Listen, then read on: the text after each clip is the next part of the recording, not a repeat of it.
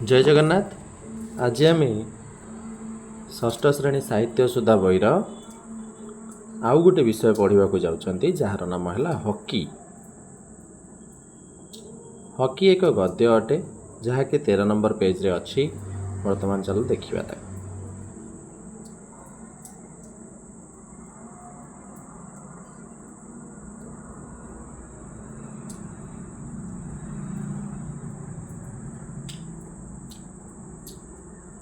Hockey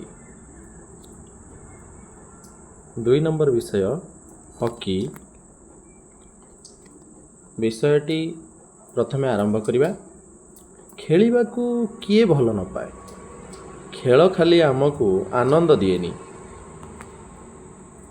आमर शरीर गठन में मध्य साहाय्य करे। सुषम खाद्य, विशुद्ध जल, मुक्त वायु और आलोक परी यह आमको सुस्थ और सतेज रखापी आवश्यक। किंतु आम्भे माने मन रखिबा जे खेली खेली अत्यधिक हालिया हेबा पर्यंत खेलिबा उचित नुह।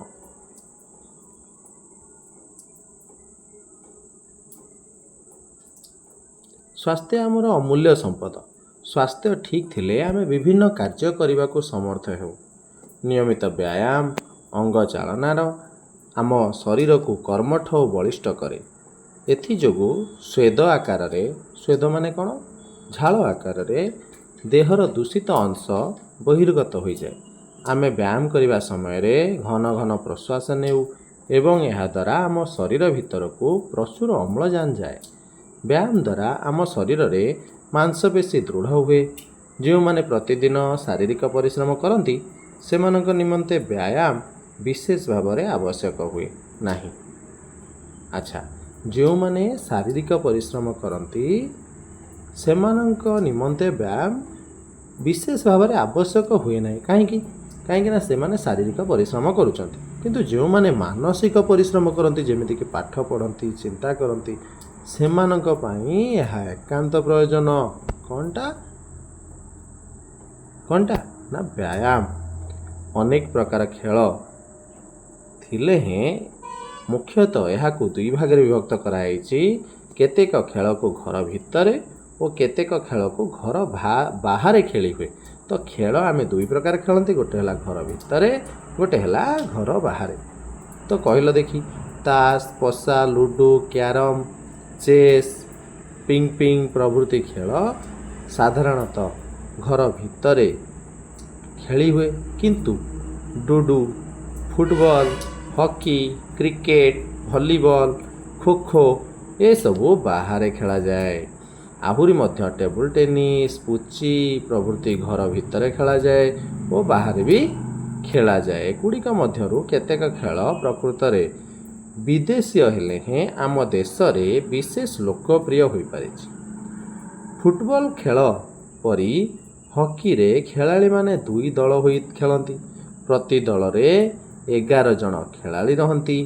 तो हॉकी रे कौन है ना, हॉकी खेल रे 2टी दल थाए और प्रति दल रे 11 जन खिलाड़ी खेलती। तो प्रत्येक हाथ में काठ तैयारी गोटे प्रकार बाड़ी रही था। यह को हॉकी स्टिक कह जाए। ये बाड़ी बा स्टिक रो अग्रभाग चेप्टा बा बंका। यह साहाय्य गोटे छोट निदा बॉल को गड़ाई खेली हुए। तो हॉकी स्टिक तुम देखी थी ये देखा को ना, ये देखा को ना नहीं। ठीक अच्छे, आगू को जावा। पूर्व काल रे हॉकी परी गोटे खेल पारस्यर लोक माने खेलुथिले। सेमानंक ठारू ग्रीस और रोम रो लोक माने एही खेल शिक्षा कले। किंतु आधुनिक हॉकी खेल प्रथमे 1875 मसीह इंग्लैंड आरंभ होता। ताले आधुनिक जो हॉकी खेलटी केउठी आरंभ होता ना 1800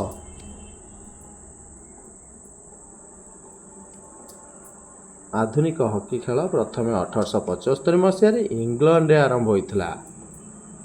तार केतेक वर्ष पर गोटे अंतर्जातीय हॉकी खेल समिति गढ़ागला। यही समिति हॉकी खेलर नियम कानून सब प्रस्तुत कले। भारत रे हॉकी आज जातीय खेलर गौरव लाभ करिछि। भारतीय हॉकी खेलाड़ी मानकर कौशल और दक्षता देखी पृथ्वी रे क्रीड़ा प्रेमी माने विस्मित होउचंती।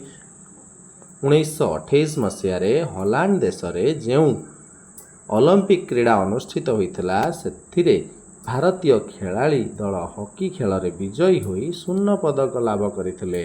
ତ କେବେ ଭାରତୀୟମାନେ ସ୍ୱର୍ଣ୍ଣ ପଦକ ଲାଭ କରି ଆସିଥିଲେ?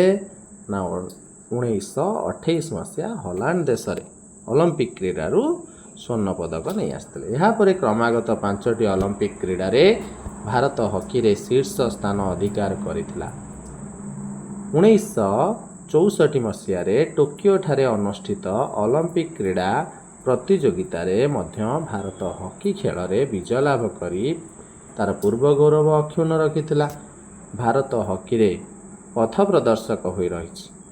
ହକି ଖେଳରେ ଭାରତର ଗୌରବ ମୂଳରେ ନିହିତ ଅଛି ବିଶିଷ୍ଟ କ୍ରୀଡ଼ାବିତ୍ ଜୟପାଳ ସିଂ ଓ ଧ୍ୟାନଚାନ୍ଦଙ୍କ ଅପୂର୍ବ କୃତିତ୍ୱ।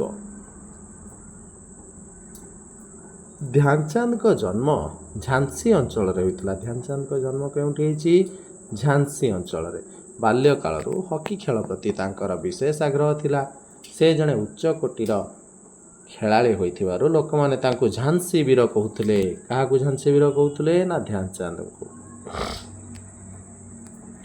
ସେ ତାଙ୍କ ଭାଇ ରୂପ ସିଂ ଓ ଅନ୍ୟ କେତେକ ବ୍ୟକ୍ତିଙ୍କୁ ନେଇ ଗୋଟେ ହକି ଦଳ ଗଢ଼ିଥିଲେ।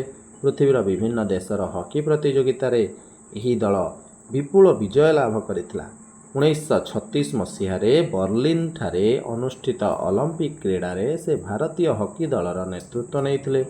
ସେଠାରେ ସେ ଯେଉଁ ଚମକପ୍ରଦ ଖେଳ ଖେଳିଥିଲେ ତାହା ଦେଖି ଦର୍ଶକ ବୃନ୍ଦ ତାଙ୍କୁ ଏକ ସ୍ୱରରେ ହକି ଖେଳର ଯାଦୁଗର ବୋଲି ଆଖ୍ୟା ଦେଇଥିଲେ। 1936 ମସିହାରେ ବର୍ଲିନ୍ ଅଲିମ୍ପିକ୍ କ୍ରୀଡ଼ାରେ ହକି ଖେଳର ଯାଦୁଗର ବୋଲି ତାଙ୍କୁ ଆଖ୍ୟା ଦିଆଯାଇଥିଲା। ତାଙ୍କର ଅସାଧାରଣ କ୍ରୀଡ଼ା ନୈପୁଣ୍ୟ ଦେଖି ଲୋକମାନେ ସନ୍ଦେହ କଲେ ଯେ କୁହୁକ ବାଡ଼ି ବ୍ୟବହାର କରୁଛନ୍ତି କିମ୍ବା ସେଠାରେ କୌଣସି ଅଠା ଲଗାଇ ଦେଇଛନ୍ତି ବୋଧେ, ଯାହାଦ୍ୱାରା କି ହକି ବାଡ଼ିରୁ ତାହା ବଲ୍ଟି ଖସି ଯାଉନାହିଁ। ଲୋକଙ୍କର ଏ ସନ୍ଦେହ ମୋଚନ ପାଇଁ ତାଙ୍କୁ 2-3 ଥର ହକି ଷ୍ଟିକ୍କୁ ପରିବର୍ତ୍ତନ କରିବାକୁ ହୋଇଥିଲା। ହକି ଖେଳିଲା ବେଳେ ହକି ବଲ୍ର ଚଞ୍ଚଳ ଗତି ସହିତ ସତେ ଯେପରି ଧ୍ୟାନଚାନ୍ଦଙ୍କର ସମୁଦାୟ ଶରୀର ତାଳ ଦେଇ ଚାଲିଥିଲା। ହକି ତାଙ୍କ ପକ୍ଷରେ କେବଳ ଗୋଟିଏ ଖେଳ କହିଲେ ଠିକ୍ ହେବ ନାହିଁ, ତାଙ୍କର ଜୀବନ ଓ ଏକମାତ୍ର ଆମୋଦ ଥିଲା। ଧ୍ୟାନଚାନ୍ଦଙ୍କ ଖେଳ ଦେଖି ଦର୍ଶକମାନେ ବିସ୍ମିତ ହୋଇଯାଆନ୍ତି। ସତ ମୁଖରେ ତାଙ୍କର ପ୍ରଶଂସା ଖେଳିଯାଏ। ସେ ଏଡ଼େ ପ୍ରସିଦ୍ଧି ଅର୍ଜନ କରିଥିଲେ ମଧ୍ୟ ତାଙ୍କ ମନରେ ତିଳେ ହେଲେ ଗର୍ବ ନଥିଲା।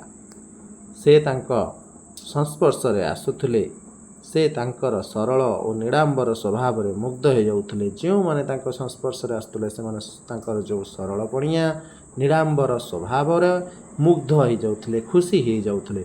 ପ୍ରକୃତରେ କହିବାକୁ ଗଲେ ଧ୍ୟାନଚାନ୍ଦ ହିଁ ଆମ କ୍ରୀଡ଼ା ଜଗତର ଏକ ଅମଳିନ ପ୍ରତିଭା ଅଟନ୍ତି। ତାଙ୍କର ଆଦର୍ଶ ଭାରତୀୟ ଖେଳାଳିମାନଙ୍କୁ ସେ ଅନୁପ୍ରାଣିତ କରିଛନ୍ତି। ତାଙ୍କର ସଂଗଠନ ଓ ଉଦ୍ୟମ ଫଳରେ ହକି ଭାରତର ମୁଖ୍ୟ ଖେଳରେ ପରିଣତ ହୋଇଛି। ପୃଥିବୀରେ ଆହୁରି କେତୋଟି ଦେଶ ଏହି ଖେଳ ପ୍ରତି ଆକୃଷ୍ଟ ହୋଇ ଏଥିରେ ପାରଙ୍ଗମ ହୋଇ ଉଠିଲେ। ସେମାନଙ୍କ ମଧ୍ୟରେ ହେଉଛନ୍ତି କିଏ? ନା ପାକିସ୍ତାନ, ପଶ୍ଚିମ Germany, Holland, Spain, Australia, New Zealand ଏସବୁ। 1975 ମସିହାରେ ଅନୁଷ୍ଠିତ ବିଶ୍ୱ ହକି ପ୍ରତିଯୋଗିତାରେ ଭାରତ ବିଜୟୀ ହୋଇ ହକି କପ୍ ହାସଲ କରିଥିଲା। ଏହି ପ୍ରତିଯୋଗିତାରେ ଯୋଗ ଦେଇଥିବା ଖେଳାଳିମାନଙ୍କ ମଧ୍ୟରେ ଓଡ଼ିଶାର ଖେଳାଳି ମାଇକେଲ କିଣ୍ଡୋ ଦକ୍ଷତାର ସହ ଖେଳି ସମସ୍ତଙ୍କୁ ଚମତ୍କୃତ କରିଦେଇଥିଲେ। ହକି ସୁନ୍ଦରଗଡ଼ ଆଦିବାସୀମାନଙ୍କର ଏକ ପ୍ରିୟ ଖେଳ ଅଟେ। ସେମାନଙ୍କର ଖେଳ ଦେଖିଲେ ମନେ ହେବ ସତେ ଯେମିତି ତାହା ସେମାନଙ୍କର ସହଜାତ।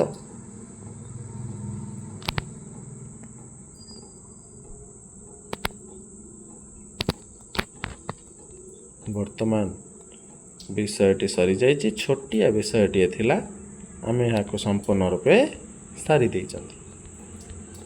ଏହାର ପ୍ରଶ୍ନ ଉତ୍ତର ଅଛି, ଆମେ ଏହାକୁ ପରବର୍ତ୍ତୀ ଭିଡ଼ିଓରେ ଆଲୋଚନା କରିବା। ଧନ୍ୟବାଦ।